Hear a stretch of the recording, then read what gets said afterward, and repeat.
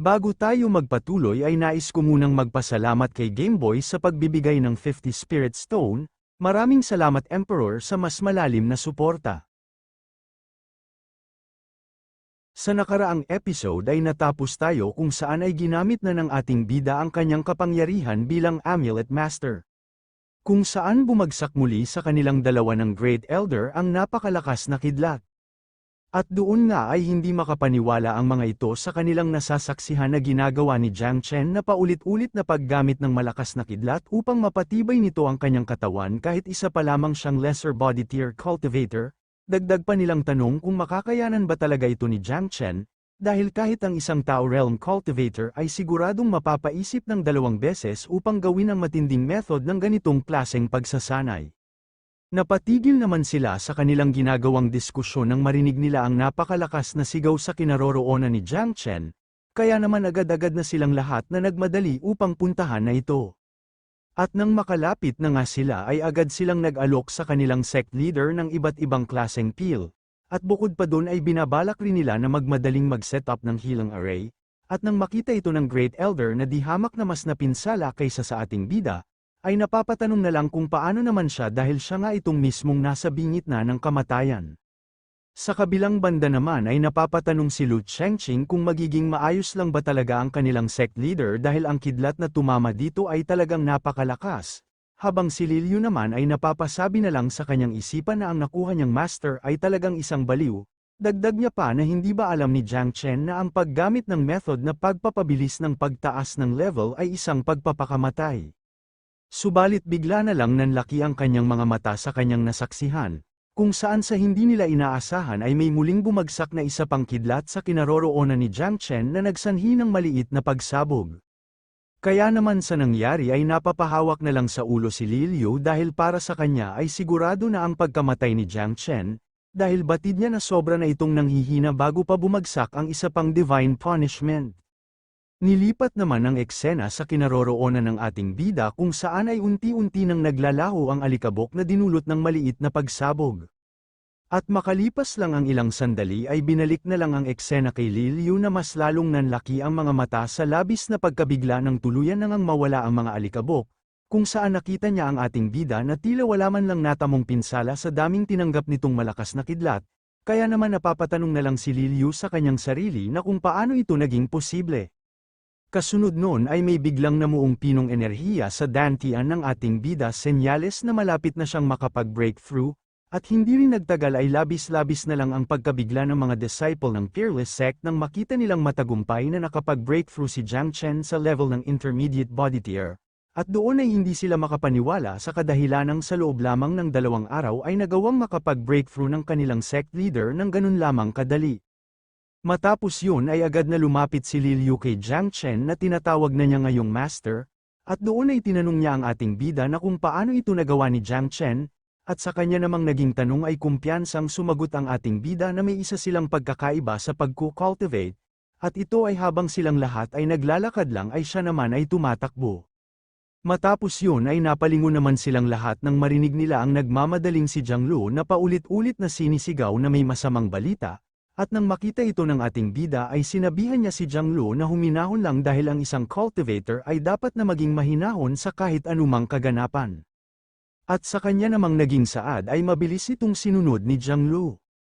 At bagamat naghahabol pa siya ng hininga sa labis na pagmamadali, ay agad niyang ibinalita na may 9 na Tao Realm expert ang naghihintay sa ilalim ng kanilang bundok na nanggaling sa mga puwersa ng Star Sword Sect, 8 Gates at allied clans. At doon ay ipinaliwanag niya na nandito daw ang mga ito upang makapaghiganti kay Jiang Chen sa ginawa niyang pagpatay sa mga kasamahan nila. Dagdag niya pa na malapit na rin ang mga itong makapasok sa kanilang sect. At nang malaman nito ni Lu Chengqing ay mabilis siyang nakaramdam ng matinding pangamba, kaya naman kinakabahan niyang tinanong ang kanilang sect leader kung ano na ngayon ang gagawin nila. At sa isip-isip niya na kung nagpadala ang bawat puwersang ito ng napakaraming Tao Realm expert ay siguradong hindi lang basta-bastang cultivator ang mga pinaslang ni Jiang Chen. At sa kanya namang naging tanong ay mabilis na sumagot ang ating bida, kung saan imbis na mangamba si Jiang Chen ay nagagalak pa siya dahil para sa kanya ay masyadong mataas ang tingin sa kanya ng mga sect na ito upang magpadala ng 9 na Tao Realm cultivator para lamang sa kanya. At sa naging saad niya ay sobrang nabigla ang mga ito dahil hindi nila inaasahan na makakaramdam pa ng saya ang ating bida sa kabila ng masamang maaaring mangyari sa kanya. Kaya naman dahil doon ay tumaas na naman ang paghanga ni Grandmaster Lu at Grandmaster Tung sa kanilang Grandmaster, dahil sa pagiging kalmado ni Jiang Chen kahit may 9 na tao realm expert ang nagtungo upang paslangin siya. Habang si Lu Chengqing naman ay sobrang nainis sa naging reaksyon ng ating bida. Kaya naman pasigaw niya itong sinaway sa ginagawa nitong pagtawa, at sabay na pinaalala kay Jiang Chen na nawasak na ang kanilang protection array at sa kasalukuyan ay hindi pa sila nakakagawa ng pamalit dito, at doon ay nagkaroon ng pagkailang na reaksyon si Li Liu nang marinig niya ang mga binitawang salita ni Lu Chengqing, sa kadahilanang batid niya na ang tinutukoy nitong nasirang protection array ay walang iba kundi ang winasak ng kanyang lolo. Samantala ay pinakalma naman ng ating bida ang hindi na mapakaling si Lu Chengqing, at sabay na tinignan ng malisyoso si Li Liu habang sinasabi ni Jiang Chen na nandito naman ngayon ang dahilan ng pagkawasak ng kanilang array, dagdag niya pa na ang tao na naging dahilan ng kanilang naging problema ay nararapat lang na siya rin ang maging responsable para ayusin ito. Sa ginawa namang pagtitig sa kanya ni Jiang Chen ay mabilis naman na pagtanto ni Li Liu na mukhang siya ang tinutukoy ng ating bida. Kaya naman agad niyang tinanong si Jiang Chen kung siya ba talaga ang mag-aayos ng gulong ito. Subalit sa naging tanong niya ay hindi naman ito sinagot ng ating bida, at sa halip ay nilapitan niya ang 3 gunggong na nagbubulungan, kung saan tinatanong nila ang isa't isa kung iaasa ba talaga nila ang problemang ito kay Li Liu, bukod pa dun ay nag-aalala rin sila kung kakayanin niya ba ito ng mag-isa. Sa kanila namang naging tanong ay hindi na napigilan na sumabat ng ating bida, kung saan sinabi niya na kung nais talaga nila itong malaman ay bakit hindi na lang sila sumama sa kanila upang sila mismo ang makasaksi nito. At sa loob-loob ni Jiang Chen ay nagagalak siya dahil ito na ang tamang pagkakataon upang makita na niya ang kapangyarihan ng Divine Moon Physique. Nilipat naman ang eksena kung saan nagtutulungan ang 9 na tao realm expert upang wasakin ang tarangkahan ng Peerless Sect, at doon ay mariin nilang inuutusan ang mga disciple ng Peerless Sect upang iharap sa kanila si Jiang Chen, at kung hindi sila susunod ay gagamitin nila ang buo nilang lakas upang burahin sa kontinente ang kanilang sect. Sa ginawang pagbabanta naman ng mga ito ay sakto ang naging pagdating ng ating bida kaya narinig niya ang matinding binitawang salita ng mga hangal na expert, kaya naman seryoso niyang tinanong kung anong karapatan ng mga ito na kuhanin ang buhay niya. At sa naging tanong naman niya ay pasigaw na nagsaad ang isa sa mga hangal na expert. Kung saan mariin itong pinaratangan ng ating bida na nakipagsabuatan sa demonic sect para mapatay ang mismong kapanig ng Peerless Sect na isa ring mga righteous sect, kaya naparito sila upang paslangin si Jiang Chen para sa katarungan, ngunit sa kabila nun ay sa loob-loob ng hangal na ito ay nangangamba siya dahil si Jiang Chen ay isang unpredictable na cultivator, kaya naman napapaisip siya kung may iba pa ba itong pinaplano. Sa ginawa namang pagsigaw ng hangal na expert ay bahagyang nainis ang ating bida, kaya naman agad niyang sinenyasan si Li Liu habang sinasabi niya na kailangan niya ngayon ng bahagyang katahimikan, at sa naging utos naman niya ay agad ito na sinunod ni Li Liu at sabay na naglabas ng malamig na aura ng Divine Moon Physique. At sa ginawa namang paghahanda ni Li Liu sa pakikipaglaban ay bahagyang napatahimik ang mga tao realm expert, at kasunod noon ay hindi rin nagtagal ay nagtawanan ng malakas ang mga ito at nagsaad ng kani-kanilang pangmamaliit kay Li Liu. Labis naman na nainis si Li Liu nang makita niya ang ginagawang pangmamaliit sa kanya ng mga ito, kaya naman bahagya na niyang pinalakas ang kanyang aura habang pasigaw na pinapatahimik ang mga hangal. Ngunit imbis na makaramdam ng takot ang mga tao realm expert ay mas lalo pa nila siyang pinagtawanan. At nagsaad pa nga ang isa sa mga ito na matapos nila wasakin ang buong Peerless Sect ay isusunod niya si Li Liu sa kanyang kama. Nagngit-ngit naman si Li Liu nang marinig niya ang ginawang pangbabastos sa kanya ng hangal na expert.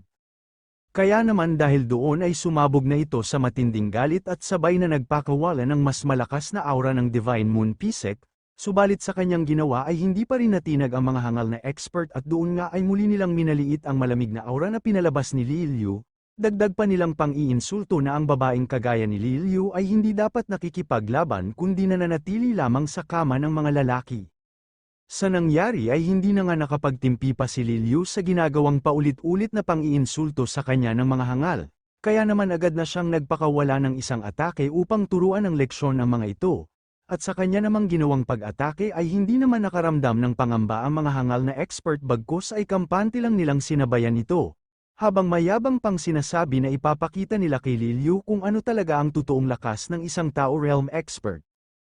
At maya-maya lang ay tuluyan na ngang nagsalpukan ang kani-kanilang mga atake kung saan nagdulot ito ng pagkalat ng malakas na impact ng enerhiya, at hindi rin nagtagal ay nagdulot ito ng malakas na pagsabog na makikita sa malaking parte ng lugar ng Fearless Sect. At habang nangyayari yun ay kumpiyansa naman ang mga hangal na ito na walang magiging panama si Liliu laban sa tatlo nilang kasamahan na may level ng Tao Realm expert. Kaya naman kahit wala pa silang nakikitang resulta sa nangyaring pagsabog ay muli na naman silang nagsaad ng labis-labis na pang-iinsulto kay Liliu. Subalit matapos nilang sabihin yun ay nanlaki na lang ang kanilang mga mata sa matinding pagkabigla, nang makita nilang unti-unti nang nilalamon ng ice energy ni Liliu ang pinagsamang atake ng pinagmamalaki nilang kasamahan na may level ng Tao Realm expert. Nilipat naman na ang eksena sa pinanggagalingan ni Liliu, kung saan mariin niyang sinasabi sa tatlong expert na ang kagaya nilang mga hangal na may bastos na bunganga ay nararapat lang na mamatay na ngayon. At kasunod nun ay mas pinalakas pa ni Liliu ang kanyang atake kung saan tuluyan na niyang napawalang bisa ang atake ng mga hangal. Bukod pa doon ay sinunod na niya ring patamain ito sa mga hangal na expert. At hindi rin nagtagal ay tuluyan na nga itong tumama sa tatlong hangal na manyakol, na dahilan ng pagtilapon nila sa mismong harapan ng kanilang mga kasamahan, kung saan pati ang mga hangal na ito ay hindi rin nakaligtas sa epekto ng matinding lamig ng atake ni Liliu. At pagkatapos nun ay mayabang silang tinindigan ni Liliu. At doon ay seryoso niyang sinabihan ang mga ito na ang pag-unlad ng mga Tao Realm Cultivator ay nakadepende sa kani-kanilang mga husay. Upang magawang mapag-isa ang kanilang inner energy, dagdag niya pang paliwanag na ang energy ay kino-cultivate sa martial realm upang maging isang spiritual energy, at matapos niya sabihin yun ay mariin niyang sinalaysay sa mga ito na silang mga hangal ay hindi nagpapakita ng kalidad ng husay ng inner energy, kaya anong lakas ng loob nilang mga has na magpakita sa kanyang harapan ng kanilang mga sungay. Sa nangyayari namang kaganapan ay nakisali na ang ating bida, kung saan sinabihan niya si Liliu na kung tapos na siyang makipaglaban ay bumalik na ito sa kanila, habang ang tatlong gunggong naman na tila walang tiwala kanina sa pagpapaubaya kay Liliu sa pakikipaglaban sa siyam na Tao Realm expert, ay makikita na sa kanilang mga ekspresyon ang labis na paghanga sa matinding ipinamalas na lakas ni Liliu. At sa naging utos naman ng ating bida ay mabilis na sumunod si Liliu, subalit sa loob-loob niya ay sobra siyang naiinis kay Jiang Chen dahil hindi man lang siya pinatapos nito sa pagtuturo ng leksyon sa mga hangal na expert. Sa kabilang banda naman ay nakaramdam na ng matinding takot sa buong katawan ang iba pang mga hangal na expert, dahil nagawa na silang mapinsala ng malala ng isa lang hamak na babae gamit lamang ang isang atake kahit silang siyam ay nasa level ng Tao Realm expert. Dagdag pa nilang tanong sa kanilang isipan na kung kailan pa nagkaroon ng Fearless Sect ng ganitong kalakas na expert kahit nasa pinakamababang level lang ang sect nila. Matapos naman yun ay ibinalik na ang eksena sa ating bida kung saan mariin niyang sinigawan ang mga hangal na siyam na expert na magmadali ng lumaya sa kanyang sect, at sa loob-loob ni Jiang Chen na hahayaan niya muna mabuhay pa ang mga ito dahil sa ngayon ay masyado pang mahina si Liliu kaya hindi pa nito makakayanan na paslangin ng sabay-sabay ang lahat ng ito. Sa naging utos naman ng ating bida ay hindi na nagawang tumanggi pa ng mga expert, sa kadahilan ng buong pag-aakala nila ay wala talaga silang magiging laban kay Liliu kahit magtulong-tulong pa silang lahat. Subalit gayunpaman ay nagsaad ang isang hangal na expert sa kanyang mga kasamahan na tila nagsisilbing pinuno ng mga ito. Na hindi pa dito natatapos ang lahat at sinisigurado niya na makakapaghiganti rin sila sa ating bida balang araw. At pagkatapos niya naman sabihin yun ay nagmungkahi ang isang Tao Realm expert na meron siyang naisip na ideya na siguradong sa pagkakataong yun ay ikakamatay na ni Jiang Chen, kaya naman agad na niyang ibinulong ito sa kanilang pinuno na taimtim naman na nakikinig, at matapos yun ay mabilis naman na nakaramdam ng labis na saya ang hangal na pinuno sa kanyang narinig na plano, at saad niya pa na siguradong hindi na makakalabas pa doon ng buhay si Jiang Chen. Ibinalik naman muli ang eksena sa kinaroroonan ng ating bida kung saan seryosong nagsasaad si Liliu kay Jiang Chen. At doon ay sinasabi niya na ngayong natapos na sila sa kanilang problema at maging sa ginagawang pagko-cultivate ni Jiang Chen sa Divine Punishment, ay siguro naman raw ay oras na upang turuan na siya ngayon ni Jiang Chen, at sa naging saad naman niya ay mabilis namang tumugon ang ating bida na medyo malakas naman na daw ngayon si Liliu, kaya tinanong niya ito kung ano pa ang gusto niyang matutunan sa kanya. Nahihiya namang sumagot si Li Liu na kahit ganoon ay nararapat lang naturuan siya ni Jiang Chen sapagkat ito pa rin ang kanyang master. At sa naging sagot naman niya ay mabilis na nagsaad ang ating bida na hindi naman sa ayaw niya itong turuan.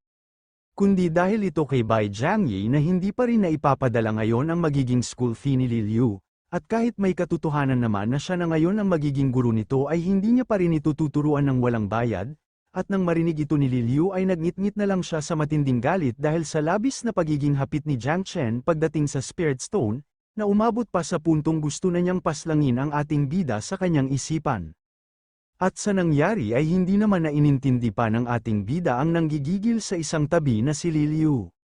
Bagkus ay napapaisip si Jiang Chen na sa nangyari ngayong insidente ay ang nagsisilbing patunay na sobrang mahina pa talaga ang puwersa ng kanyang sect, at bukod pa doon ay hindi niya pwede na iasa lang kay Li Liu ang palaging pagharap sa mga expert na maaari pang sumugod sa kanilang sect, kaya naman naisip niya rin na mukhang kailangan na niya talagang magmadali na mas palakasin ang cultivation nilang dalawa ni Jianglu.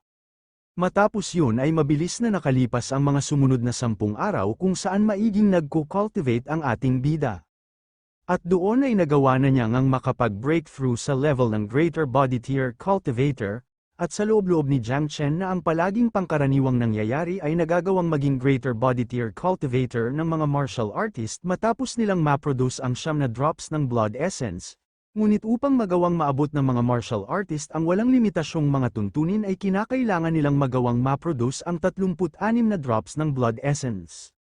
Matapos yun ay tuluyan na ngang natapos ang ating bida kung saan nagawa na niya na ma-produce ang pang 35 na Blood Essence. Kaya naman isa na lang ang kailangan upang makumpleto na niya ang cultivation ng Limitless Precepts, subalit sa kasamaang palad ang Great Elder ay nasagad na ngayon ang sarili nitong limitasyon, habang si Jianglu naman ay sinisimula ng lutasin ang problema ng kanyang Primordial Divine Physique, at kung titignan niya ngayon ang cultivation nito ay siguradong nagawa na niya na tuluyang ma-awaken ang kanyang Divine Physique.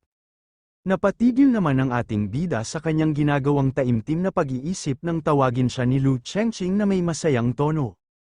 Kung saan habang papalapit ito ay masaya niyang binabalita kay Jiang Chen na pinadalhan sila ng imbitasyon ng Martial Arts Council, upang makapunta sa gaganaping piging kinabukasan sa Qindian Town. Dagdag niya pa na ang letrang ito ay ipinapadala lamang sa isang sect na nagawang makatanggap ng pagkilala ng Martial Arts Council, at doon ay masayang sinasabi ni Lu Chengqing na sa totoo lang ay ito ang unang pagkakataon na maimbitahan sa ganito kalaking pagdiriwang ang kanilang sect. At sa mga sinabi naman niya ay imbis na maging masaya rin ang ating bida ay mas nakaramdam siya ng bahagyang pagkainis dahil tila pinagmamalaki pa ni Lu Chengqing ang pagiging mababa ng kanilang sect.